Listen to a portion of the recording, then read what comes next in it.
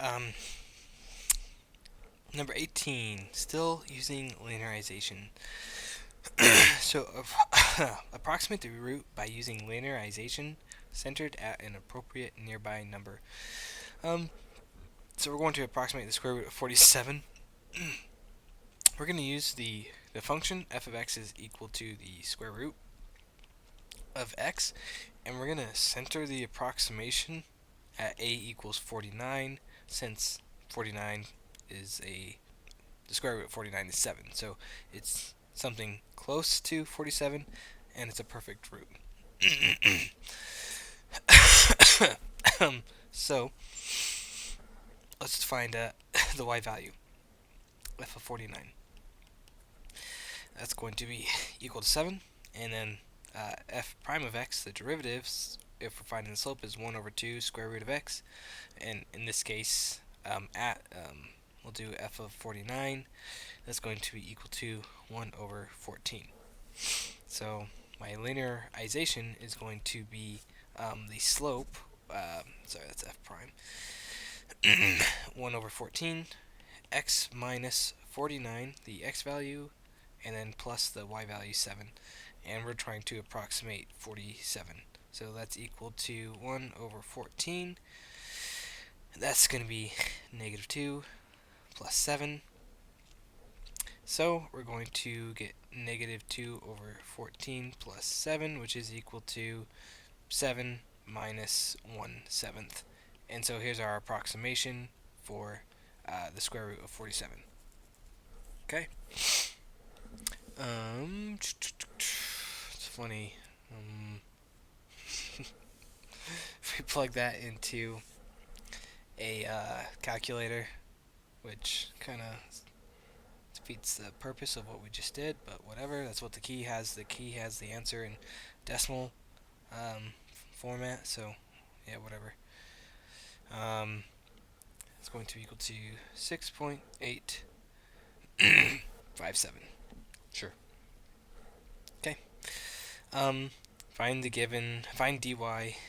given this right here. So I know dy dx would be equal to 4x plus 6. So dy would be equal to 4x plus 6 times by dx. And there you go. There's differential y. Okay, so the function f changes values when x changes from a to a plus delta x. Find the true change and the estimated change. So let's find the true change first. So delta f is going to be equal to f of a plus delta x. So that looks like it's going to be 6.06. So 6.06 minus 6.06 squared. So let's go ahead and oh wait, 1 second. We forgot the second part, which would be minus f of 6. So that would be minus 6 minus 6 squared. So 6.06. I'm doing this in a calculator, by the way. Minus 6.06 squared. And then I'm going to subtract 6 minus 36. And I'm going to get negative 0.6636. So this is the true change. And for the estimated change, we're going to do f prime of 6 times by delta x, which would be 0.06. So let's find f prime of x. That's going to be equal to 1 minus 2x. And f prime of 6 is going to be equal to 1 minus 12. And we're going to multiply that. So f prime of 6 is going to be equal to negative 11. So our f prime of 6 times by 0.06 is going to be equal to negative 11 times by 0.06, which is equal to negative 0.66. So here's the estimated change, here's the actual change. So again, just so you guys are aware, this is dy, this is delta y. Remember that they're not going to be the same, unlike dx and delta x, those will be equivalent. So, okay, the radius of a right circular cylinder is increasing. So, got the cylinder, right circular cylinder just means it's upright, and it's got a radius of 3, and the height is decreasing. So this is a related rates problem. So let's see, what do we want to use here? So volume of cylinder is changing. So we're trying to find the rate of the volume, and we're relating volume to rate. So we have the rate. The right cylinder. The radius is rate, and the height's rate. So we want to relate R, H, and volume. So volume of a cylinder is equal to pi r squared times by height. And, okay, nothing's constant here either, because the height is changing, the radius is changing, the volume's changing, so none of these variables are constant. So, that being said, and we have all the rates of each of r and h, we'll just take the derivative. So dv dt, since we're taking the derivative with respect to time, is equal to, we have to use a product rule, so we'll do the first, times by the derivative of h, which would be dh dt, plus the derivative of the first, which would be 2 pi r dr dt, so the first times the derivative of the second plus the derivative of the first times by the second. So we're trying to find dv dt, that's what we're looking for, and that's equal to pi, and then when the radius is 19, so 19 squared times by the rate at which the height. So height is decreasing, so that's going to be negative 9, plus 2 pi times by the radius.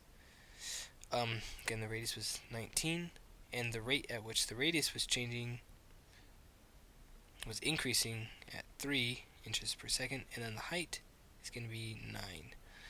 So, punch that into a calculator. Looks like the key keeps it in terms of pi, so if we consider that, if we do 19 squared times by negative 9, we get negative 3249 pi, plus, then we're going to do 2 times 19 times by 3 times by 9, and that's going to be 1026 pi. So then if we add those, we get negative 2223 pi inches cubed for every second. Don't forget units, okay? Okay, one more. A man flies a kite at a height of 120 meters. The wind carries the kite horizontally away from him at a rate. So, got like this kite. Let's see.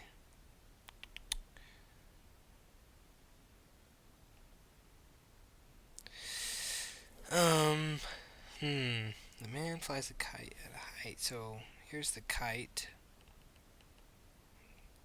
The man. And the height is 120. I don't think it's referring to the diagonal height. Height of 120 meters. The wind carries the height horizontally. So the rate at which it's being carried away is 7 meters per second. So whenever I refer to a rate, I usually draw an arrow with it so I know that it's changing. So 7 meters per second. How fast is the distance between the man and the... Okay, so the distance between the man and the kite, that would be this one right here. So what is this rate changing at when the kite is 130? Okay, and then, oh man, the only reason why I don't like these problems is it's kind of hard to tell from the language. So, and the kite, when the kite is 130 meters away from him, so I think that's saying this is 130, I think.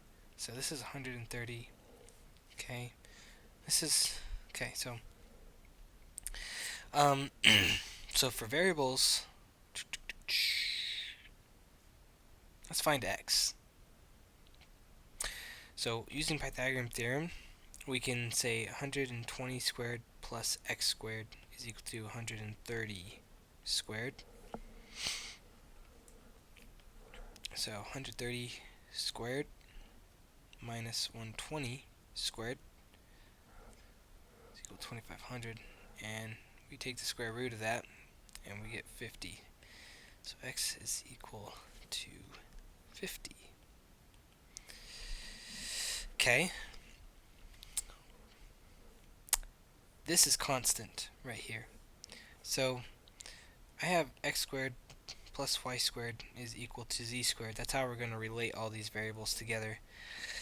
But y squared is constant. So x squared plus 120 would be equal to z squared. So if I take the derivative, I get 2x dx dt equal to 2z dz dt. Don't really need the constants there, they'll cancel each other out. So x will be 50, dx dt is 7, z is 130, dz dt is what we're trying to find. So do some algebra. So 50 times 7, divide that by 130. Okay, I think we're good. This is equal to 2.7, and the units will be meters per second. That's how far, that's the rate at which the distance between him and the kite is changing at. So, okay, so that is a review. Hopefully it helps, and let me know if you have any questions.